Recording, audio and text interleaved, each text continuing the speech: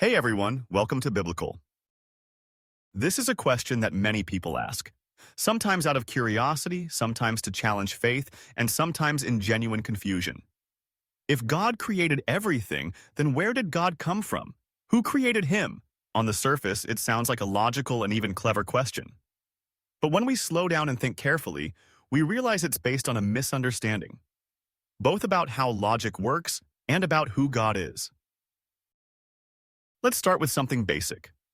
Everything in this world seems to have a cause. A car exists because someone built it. A child is born because parents came together. A painting is made because an artist painted it.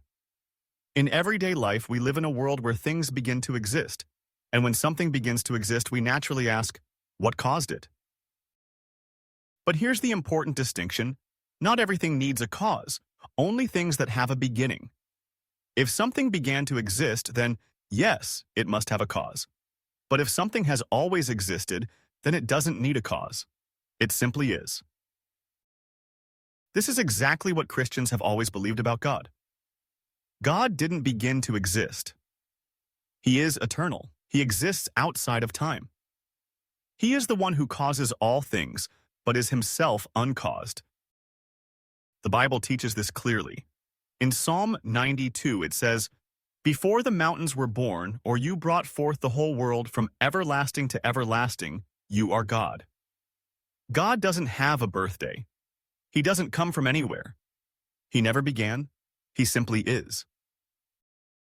In Exodus 3:14, when Moses asked for God's name, God responded, "I am who I am."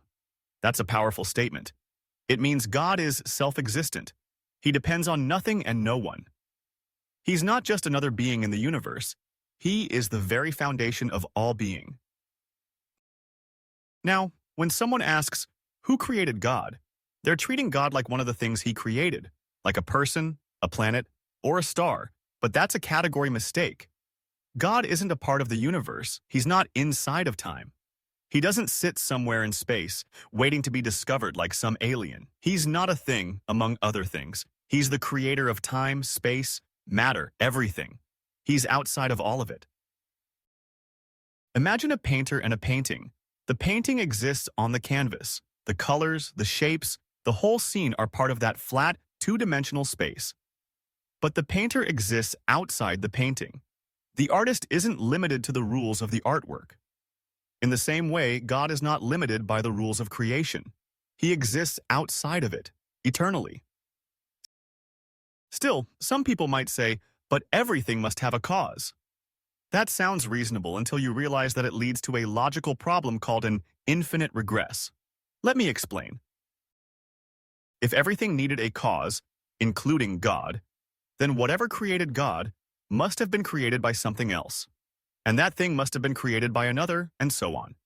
You'd go back forever, and you'd never reach a starting point. But if there's no first cause, then nothing could ever begin. You wouldn't be here. I wouldn't be here. The universe wouldn't be here. Think of a row of dominoes. If each domino only falls because the one before it falls, then unless you have a first domino to start the chain, nothing ever happens. You need a first cause, a cause that itself doesn't need to be caused by anything else. That's what we mean when we say God. God is the uncaused cause, the unmoved mover, the one who starts all things but is himself started by no one. This idea isn't just theology. It's backed up by philosophy and even modern science. The scientific consensus today is that the universe had a beginning. It began to exist. That's what the Big Bang Theory tells us, that time, space, and matter all came into existence. That means before the Big Bang, there was no time, no space, no matter. So whatever caused the universe must be beyond time, beyond space, and beyond matter. In other words, eternal, spaceless, and immaterial. That sounds a lot like the God described in Scripture. And someone might say, okay, but isn't that just an easy way out, just saying, God did it? But it's not an escape. It's the most reasonable explanation based on what we know. We're not guessing. We're following the logic. The universe began. It can't create itself. Something had to cause it, and that something must be outside the universe. That's God.